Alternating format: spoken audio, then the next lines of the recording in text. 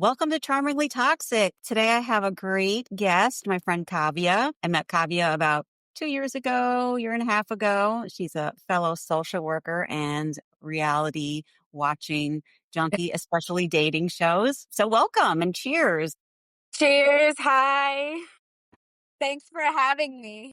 You're welcome. I'm double fisted today with both Prosecco and Diet Coke, my two favorite drinks. I'm single fisted with water. Okay. So we're going to talk about Love is Blind, and we're going to talk all about the pods and all about Mexico. And I'm all caught up through them coming home to their apartments, but Kavi is not caught up. So I might drop a few spoilers for her at the end, but we'll see. But I want to dive into all of these couples. Most of you who are listeners know that I'm a therapist at private practice, and I specialize in helping people heal from abusive relationships. And so this show is fascinating to me because it is the antithesis of how I think a relationship should start. I mean, it's a great concept for a game show and a dating game show, but I don't think it's a great idea to commit to someone for a lifelong marriage after you've met them for what, a week? I think they're in the pods a week, 10 days. What do you think? I think it's a week and 10 days, but I also view it as a social experiment. Exactly. And Kavi is quite a bit younger than me. So I'm in my 50s. She's in her 20s. So this will be a good, and I've been married for a long, long, long time. And Kavi, you're dating, right? Yes. Okay. So we'll have two different outlooks on this. And have you watched other seasons of Love is Blind? This one was by far the most interesting for me. Why? Is it because they were in Denver or what about it? I think it was because they were in Denver. It was because of the different personalities. It was such an interesting watch. So, okay, whenever I watch this show, why are Nick and Vanessa on the show? I don't get it. I don't think we need them on it at all. I think we know the concept of the show by now, so we don't really need their narrative, but it's always fun to see what they have on. Mm-hmm. So from the get-go, from the jump, I'm thinking none of these couples are going to make it. Neither do I. I don't think so either. It was also interesting watching some of the exits. Some people left the show. So let's just go couple by couple and kind of Mhm. talk about what we think. So I'm going to start with, well, let's start with Edmund and Calabria, since she is a social worker. And so I Right. have a lot of thoughts on this. What are your initial thoughts on them individually? Calibria and Edmund. So Edmund, he seems a little like a mama's boy. That's the vibe that I got. I also feel like he probably has a lot of trauma that he hasn't processed or faced. And so it's coming out on the show. Yeah. And especially that one scene where he decided to kiss the floor. Yes. I was a little taken aback by that. Um, yeah, what are your thoughts on Edmund? I think, okay, a couple things. One, Yeah. because of his background, which he's pretty honest about day one, is I don't think he does a great job of regulating his emotions. So any emotion he feels, whether it's joy or sadness or frustration, is on a 10. You know, Mhm. it's just so big and not regulated at all. And there is stunted emotional immaturity there we see Yes. in the pods with the guys. But I also think there's this aspect of wanting to be liked, Mhm. wanting the guys to like him. What do you think about how Calabria and he connected in the pod? Because to me, that looked like a full on therapy session. I agree. I completely agree. The fact that he cried in the pods talking to her, and it just felt way too fast and intimate too quick, you know? Yes. Like no And boundaries. no boundaries whatsoever. I also the scene, I'm sorry, I'm jumping ahead, but Go the ahead. scene where Calibria meets Edmund's mom was very interesting. Yes. And we can get to that. But I think if you're therapizing, that's not Mhm. even a word. If you're if you're It's not acting as a therapist in correct. the pods, that's not a great start. No. And she presented as a therapist in that way Mhm. of being like very sensitive and I'm a soft place for you to land. But I think in her real personal life personality, she's Mhm. pretty independent, tough, not super, what's the word? Comfy, Mhm. nurturing. Right. So I think he's going to be so needy and she's going to be like, oh, I can see that.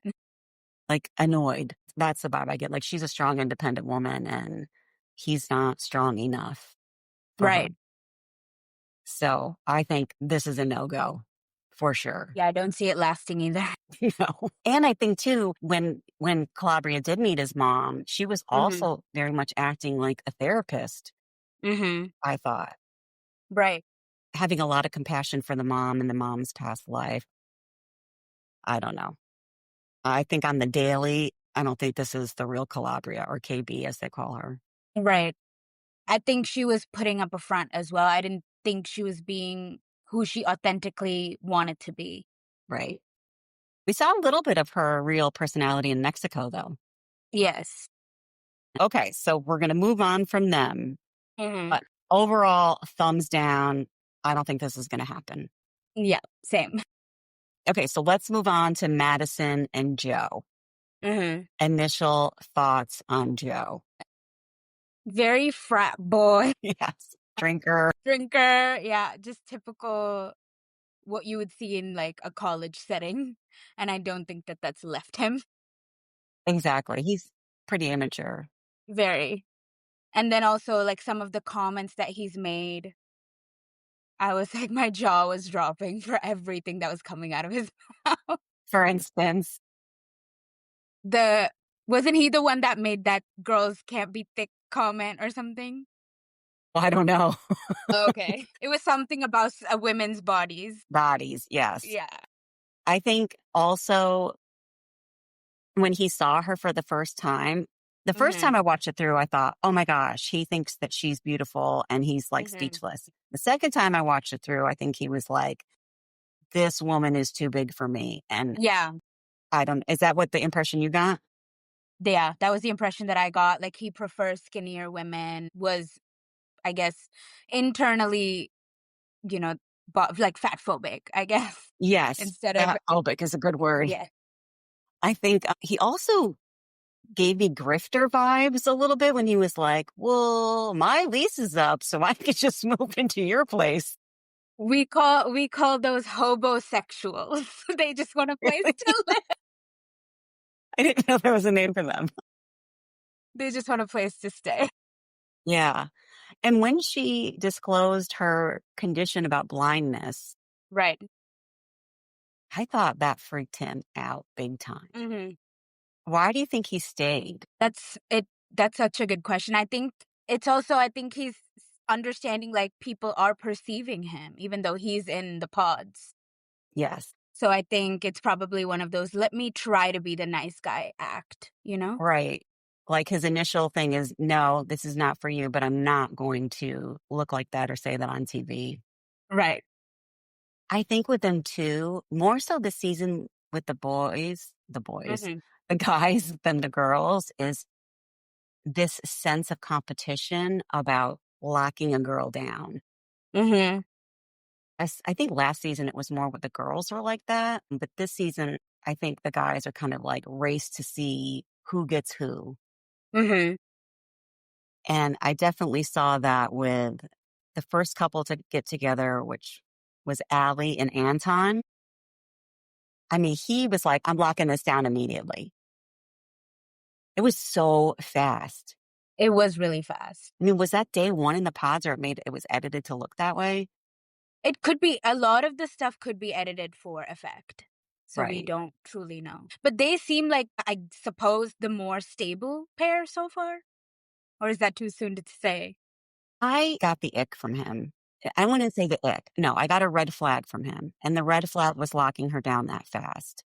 It seemed in the editing, which, so we don't know if that's true. Like he did not seem interested in getting to even know anybody else. He just wanted to be like, maybe he couldn't take the anxiety of the process or whatever, but it was just like, she seems nice. We're good. She's mine. Right. And she seems super nice and very passive. Right. I think she's too pretty for him. That's my analysis. One of the podcasts I was listening to covering it was like, I think he's really hot. I think he's hiding his Russian self. And I think Mhm. that self is going to come out more when we see them move in together. Mhm. Did you see when they came home from Mexico and they went to the bar with him and his friend's girlfriend? Haven't seen that part yet, but please feel free to spoil it for me. Okay, well, this is great because Allie mentions a few things to the girlfriends Mhm. from the pod girls. One, I didn't meet his family. You know, you're supposed when they come home, they will bring significant others, and he didn't bring any family members. He just brought this one friend. And Mhm. I guess this was a friend that he parties pretty hard with and goes to strip clubs with. Mhm. And I guess Allie had gotten the impression in the pods that he was a pretty chill, low key, not a partier. So she's like, wait, what? I feel like I've been fooled. Right. So we'll see that play out. But definitely, I don't think those 2. I think they might make it to the altar just for TV, but I don't think they're gonna Mhm. last very long Neither do I. because they have to have some weddings go through, right? Right. Yeah, I haven't seen that part yet. But to go back a step, Joe and Madison, when you go back and watch the trailer, like, before season episode 1 even starts, they kind of do a flashback of the season, and he definitely leaves her at the altar. Okay. So I'm go back and interested to watch see that that. because I'm like, "There's no way this guy is gonna commit to her. No Right. way." Even, with the eye disease thing, the honeymoon, when the first couple scenes on the honeymoon, she's falling and tripping over herself, and she's like, "Don't I fall a lot, get used to it." I think he was like, "What?" Like, I didn't know it was that serious. Right. Can I ask about Mexico? What was your thoughts on Madison and Joe's conflict? I have a few thoughts. One, I'm wondering, in the pods, Mhm. I know they can drink, but I wonder if they restrict their drinking, and then I don't know if they go back to a hotel at night and they can drink whatever they want. I don't think they sleep in the pods. But it Right. almost seemed like when they got to Mexico, the guys had been restricted from alcohol or something because they were full force drinking the girls under the table, so drunk, all of them. And he was blackout drunk. So I don't know. Has she never been blackout drunk before? Was my thoughts, or because she didn't seem to recognize that. Right. It also seemed to me like she felt neglected because he was more obviously about partying with the other guys than to even pay attention to her. I mean, I think all the guys were like that except Yeah. Edmund. All of them were like, okay, I need to have some fun with the guys. I'm kind of sick of this intensity with the women. And they all acted kind of douchey. Right. I don't know if it showed on I can't remember if it showed, but I think Madison made Joe get his own room for one night so she could have space. Yeah. So with her, she seems super vulnerable and she kind of annoys me as the season goes on, where she's like, I committed to you 100%. So I'm not going to let myself have any thoughts that you might not be the one. And I expect you to do the same. Mm, And I'm like, that's so unrealistic. You should be it is. questioning, hey, if this guy's getting blackout drunk, is he the guy for me?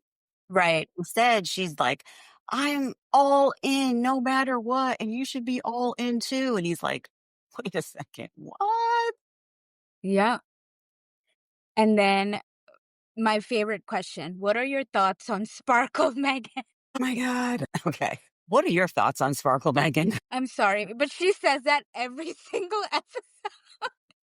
It was so annoying after a point, and it kind of gave me the vibe like she wasn't or trying to be that popular girl in high school. I'm Sparkle Megan. Does somebody even call her that? Or is that Yeah. a name she gave herself? If she is this power businesswoman, I thought, Mhm. why is she coming in and labeling herself something pretty ditzy? Right. Because it's the opposite of how she Yeah. comes across. She's pretty serious. She's very financially secure.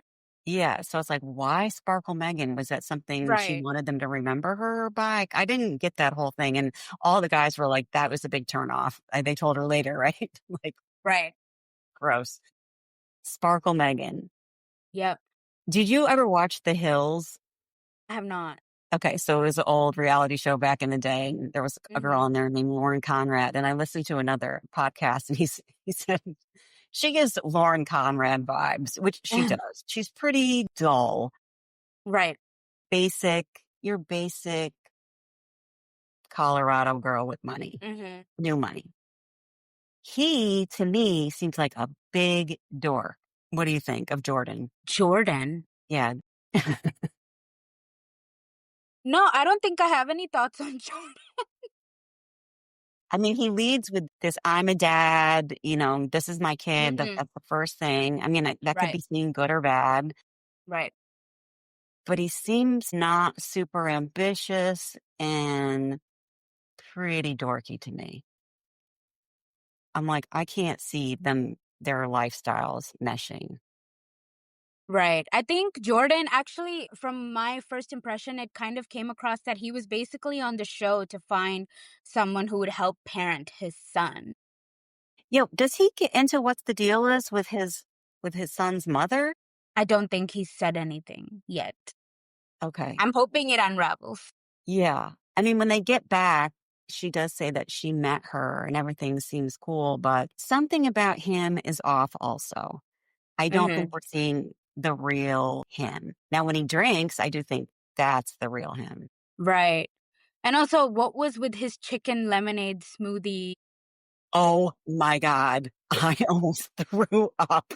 I was watching that last night with my husband. I go, I have never, is this a thing? I have never seen anything like that. And then partway through, I was like, is he making this up? Is this like a joke? But it I wasn't. don't think it wasn't a joke.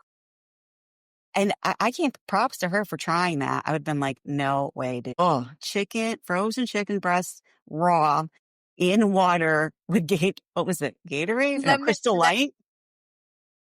He's like, dude, just eat some yeah. eggs. What the hell? I think that's his version of protein shake or something. I don't That know. was awful. But yeah, there's no way that she's going to be resentful that she's going to have to pay for everything for him to live the lifestyle that she wants. And he's going to feel bad about it. Mhm. I don't see that. I don't see that Right. right now. He also seems like it's everything is surface level with him. It doesn't feel like there's very much depth Fuck. there. No. And he does seem like he likes to party when he's not with his son. I mean, he's probably a phenomenal dad. I just kind of think Mhm. he's immature and definitely nowhere near as driven as her. Right. So yeah, that's a thumbs down. Thumbs down. We've had so many thumbs down. I know. Like I'm saying, they might make it to the altar too, Yeah. but I don't think they're gonna last. But I don't know when it comes to like moving in together. First of all, when Mhm. they moved into the apartment, I don't know if you saw that part. Megan's like, "This apartment sucks," and he was like, "This apartment's fantastic." He's like, "This is better than my apartment." She was like, Was this after Mexico? "Yes."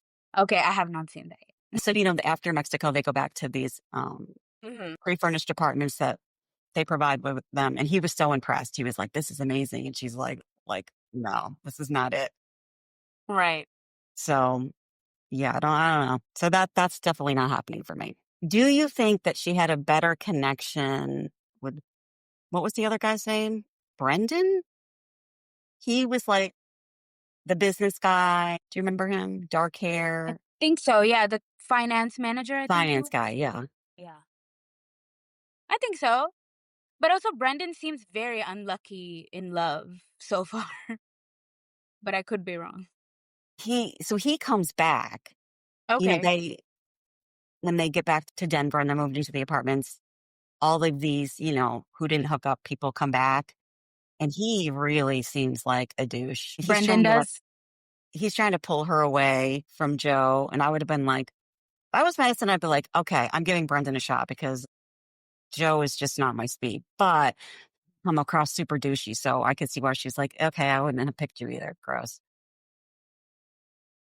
Okay. Right. So let's go to Nick. Nick, who was love bombing both Annie and Kate, and both of those girls were friends in the pod. And then he wound up dumping, even though he told them both he loved them, he wound up dumping Kate because she wasn't Christian Mhm. and didn't have the same homophobic, racist values that he had. My god. Right. That scene, what did you think of that? I think that was another jaw drop moment for me. Like, we're in 2025 and you're still homophobic, you know? Even if you think that, how are you saying that on TV and being recorded for the world to see? I mean, that was just gross. Definitely. You know, he said that LGBTQ plus is a fad and Annie was Right. agreeing with him. I was like, what are you people talking about? I mean, I know there's a huge Christian population in Colorado, especially the Denver area with Focus on the Family. But that was his reason for locking in with Annie. Like, yes, we're both homophobe racists. Let's go for this. Definitely. But he said that editing distorted his words, and that's not what he said. Really? Yeah, there was somewhere where he said that, I can't remember. It was like some website that posted that his explanation for that comment was that editing distorted his words. I don't think that's possible. I don't think that that's true either. It's pretty clear. His words were pretty clear, and so are hers. Right. Do you think like she seems she's on drugs or something, Annie? Like she kind of seems like zannied out a little bit. Right. She seems, I don't know what drug it is, but she definitely has to be on something. And her hair, I'm like, how many pounds of extensions do you have in your head? It's always like a mess. Her Right. eyelashes are always like a little askew. She always kind of looks like, Mhm. she's out of it. Right. As for the hair, I think she's a salon owner, so that could be probably why. Does she sell clip-ins or something? Or she gets she gets them at cost? Possibly. It's a lot of hair on there. She's another one, like, "I just love you. I just love you." Like, she doesn't even seem to know anything about him, and she's like, "I just love you no matter what. I don't wanna talk about anything serious. Just tell me you love me back. Like, you're not gonna leave me." It's very strange. Is that also that's also equally considered love bombing, right? Yeah, In a way. I don't know. I think he love bombed her, and I think she's Mm. desperate to be love bombed, Right. and it just is like, "I don't have any standards." As long as we're both, like, Christian, I'm in. No. Yeah, she does have the "I'll take what I can get," you Yeah. know? Did you see when they come back and he takes her to his cabin in Colorado where he lives? Because he lives in Dillon, which is kind of rural, and she lives in Denver, and there's a little spat about where they're gonna live because he wants to live Mhm. in the country, Mhm. she wants to live in the city. Mhm.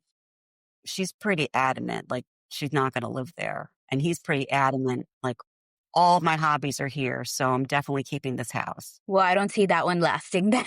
No, and then when they come back too, like, in the pods, you could see the girls thought he was pretty douchey. He was talking about sex a lot and just kinda being gross. Right. Then once they come back, they have a scene pretty much where, like, all the guys hate him too. Like, the guys don't like him either. They think he's a fraud. They think, he's not truthful. So I'm waiting for that shoe to drop. Though his mom seemed really nice. Did you see that part? I did. Most of the parents seemed really kind and sweet, very unlike the kids they have. Yeah. The mom is just blinded by her son's eyes. He has very nice eyes, Right. but their foundation is based on nothing. Like, they have nothing in common. They don't care. They're just, I don't know, in it to win it, maybe? Mhm. But there is some talk about who's the power couple or who's the couple that's gonna make it all the way. What do you think about all that talk? Right now, I don't think I have anybody in the running for power couple. Did you see Edmund Nobody when he's like, deserves that "I wanna title. be the power couple. I want it to be us." And she's like, "What are you talking about?" What are you talking about? And then he starts crying because they didn't have sex. What did you think about that Mhm. whole thing? That entire scene stressed me out because it was, "I'm the nice guy" crash out that he was having. Definitely a crash out. That's something my daughter would say, right? Right. So I want to be seen as the most in love couple. And, Mm, I cannot wait 30 days to have sex with you. And he was kind of slut shaming her too. That was terrible. right.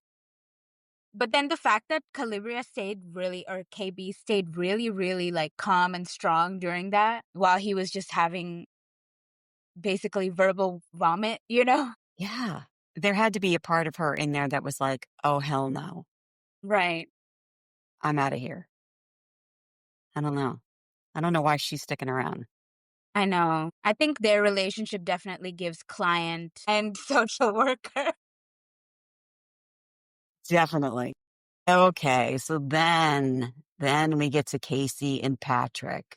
Yep. Thoughts on Patrick overall? He seems very reserved. Like, I don't entirely know why he's on the show because he seems like he's connected with multiple women, but he's also very reserved. And then I think Casey backing out hurt him, Yeah. you know? And then I saw a shift in how he approached it after. I saw him as like very socially awkward and having a hard time navigating the game Right. in terms of it was like, okay, the person I feel most connected with left, but I don't want to leave and lose. Oh, I need to pick somebody else, which is not the point. But I wonder if he was getting pressure from other guys in the pod or what was happening. He just seemed he didn't know how to maneuver that. Right. It seemed like he just wanted to be there for what's the word? Clout. Yeah. But I think he has a hard time with relationships with men too, not just women. Hmm. I just saw him as highly, highly anxious. And this Casey taking complete advantage of him. I can see that. I mean, when she said to him, I have a boyfriend who said, go on the show. Did you see that part? Yes. What? I mean, why did the producers not pull her at that point, being like, wait, what? You have a boyfriend waiting for you back at home? That's really weird. Right. But Casey also is extremely inconsistent. I think she is very indecisive with what she truly even wants. I mean, she wants to be known as the hot girl and picked as the hot girl. Right. And she was definitely dropping clues that she's hot, even though she's in a time warp. I mean, what is with her fashion sense? It also kind of made me uncomfortable that she was so insistent on knowing the race. Yes, Yeah. I didn't like that either. Yeah. It made me very uncomfortable And then watching that. sort of using her sexuality to get him to pick her, like she was arousing him. That Hmm. whole part was just so vile. Like, we don't need to hear that. And why are you? She used it as a strategy, I felt like. Like, it wasn't her really connecting with him or wanting to be intimate. It was a strategy that she wanted him to select her Hmm. because she was this sexy, I don't know. Right. Maybe she's rejection sensitive. Like she probably didn't want to experience any type of rejection while she was in here. That could also point to her being that. I kind of think she thought more guys would be pursuing her. Mm, And then it was coming down to the wire, and she's like, well, shit, only one of them's going to propose to me, and I want to stay on the show. right. Yeah. So the whole scene when she's like telling him she loves him, but she can't continue on the show. I mean, that huge lie. Hmm. What do you Like think is going through her brain?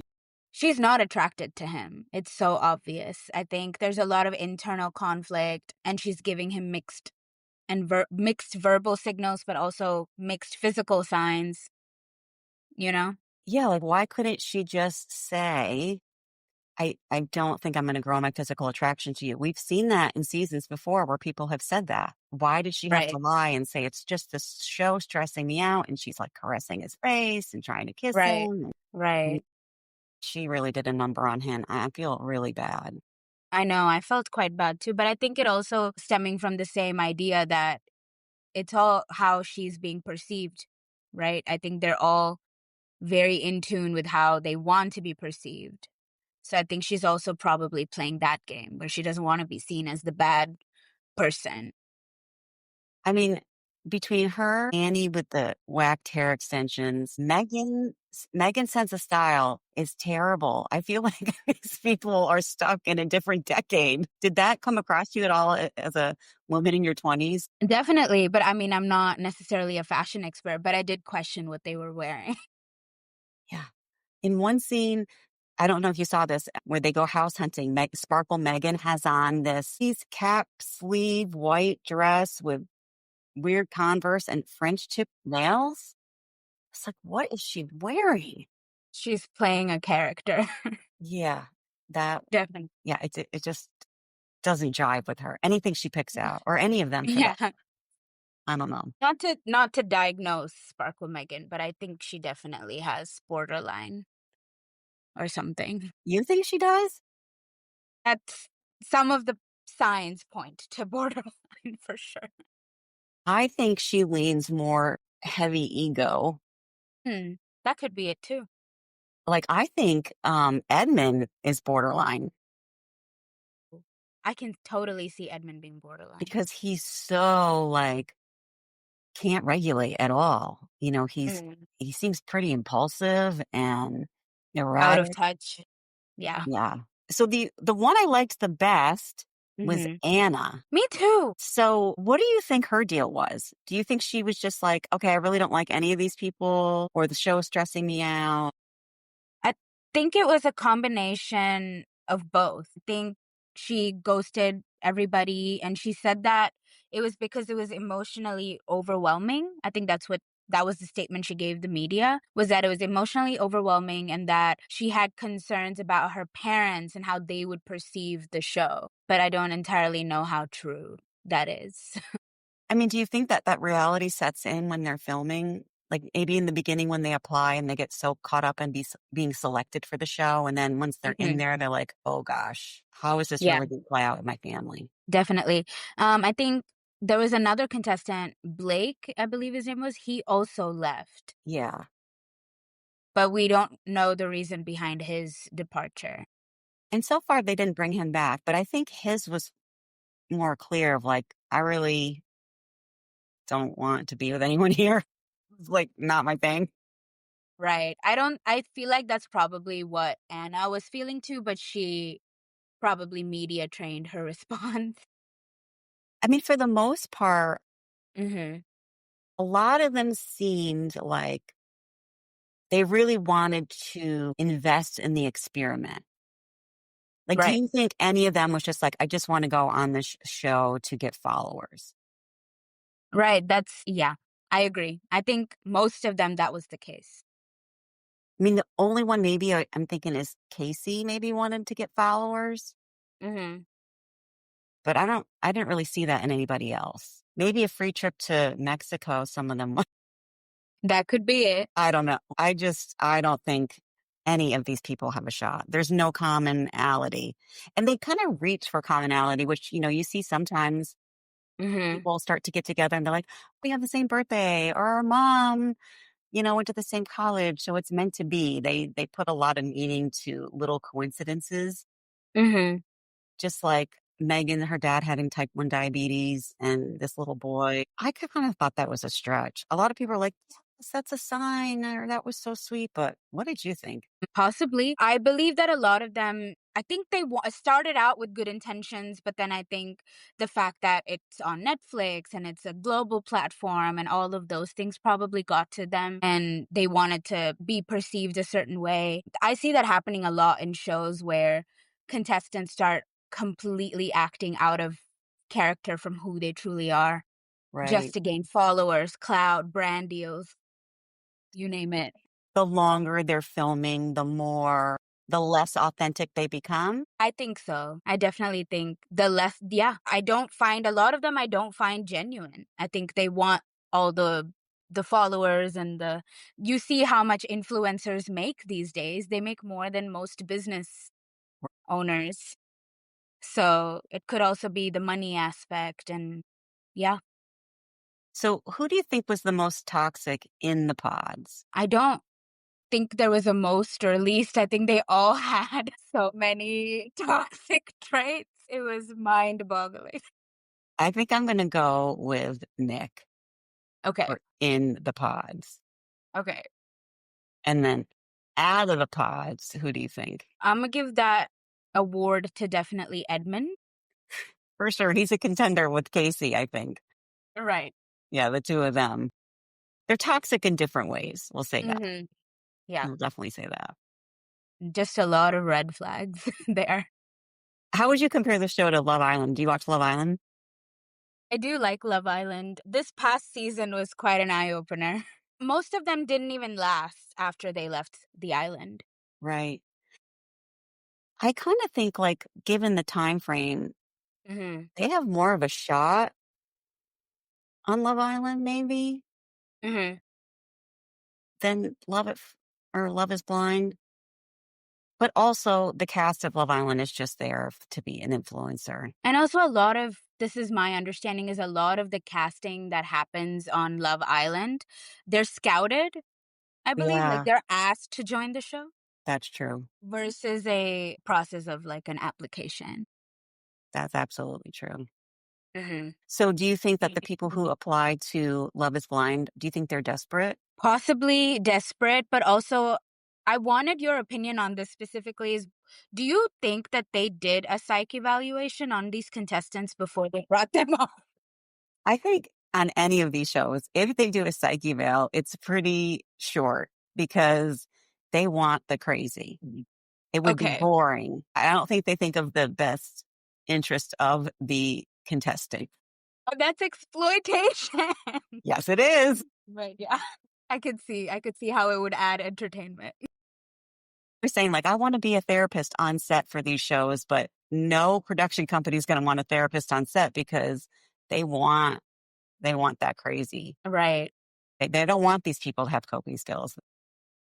I know specifically Love Island, I think that they don't even give them much time to sleep, and they don't have a clock, they don't know what day or time it is. Yeah, that's insane. Yeah. I wonder if it's like that in the pods too. Like, how long are they dating? Is it like 8 hours a day? Like they have to see 8 people, and how long those dates are? I mean, that could be pretty intense. I wonder, that would add more depth to the show so we could understand better if we knew. Right. And then you could see why people are like, all right, I'm just going to pick you because I'm freaking sick of, you know, talking to people all Talking. day long. I can totally see that. Let's just make a deal. Like, okay, we're going to pick each other, go to Mexico, see what happens. It could be very exhausting. Definitely. So, any reality shows you're looking forward to watching coming up soon? Not really. I wanna continue watching the season 9 finish and see which couples make it. I'm really interested. I wish the one thing I wish about Love is Blind is that the reunion is better. Nick and Vanessa are horrific hosts of a reunion. They need somebody else in there asking the questions. They don't ask the questions. We need Andy Cohen. Yes, somebody. Oh my gosh, did you watch last night the reunion for Miami episode 2? I Wow, haven't. it was so good. Andy was like Was on it? fire. It was great.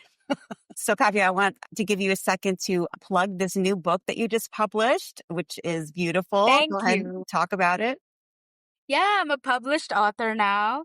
It's my debut collection of poetry. It's called Mindscapes, and it's all about mental health, healing, the beauty that can grow from being broken. If you've ever been in your head and needed a way to get through what you're going through with words and poetry, my book is for you. It might be the honesty that you need, and it's available on Amazon for purchase. Yeah, I'll put the link in the show notes. It's a beautiful book. I'm so proud of Thank you. you. Great Thank you. job. Thank you. And I loved having you on the show. So definitely come back. I Um, will. I loved this. Thank okay, you. good. Next week, my friend Joanne is going to be back, and we're going to be recapping Salt Lake City, the Miami Amazing. Part 2 reunion, and anything else in Bravo News because there's so much happening, especially with Wendy from Potomac being Yes. indicted. So, okay, we'll talk about that. And thanks again, Kavya. Thank you. Bye. Okay. I hope you enjoyed this episode of Charmingly Toxic with me, your host, Denise Capurso. Be sure to like, subscribe, and pass on to your fellow reality TV junkies. You can connect with me on Instagram at Denise_support coach and on Facebook at Denise Capurso Counseling and Coaching. This podcast is for entertainment and educational purposes only. While I am a licensed therapist, I'm not diagnosing anyone for therapeutic purposes, and these are not my clients. Expect sarcasm, snark, and a few clinical insights woven in. I talk about toxic relationships, power dynamics, and emotional safety, but this is not therapy, treatment, or a substitute for professional care. If you're looking for support, please consult a qualified mental health provider. If you're here for validation, insight, and a little side eye, welcome.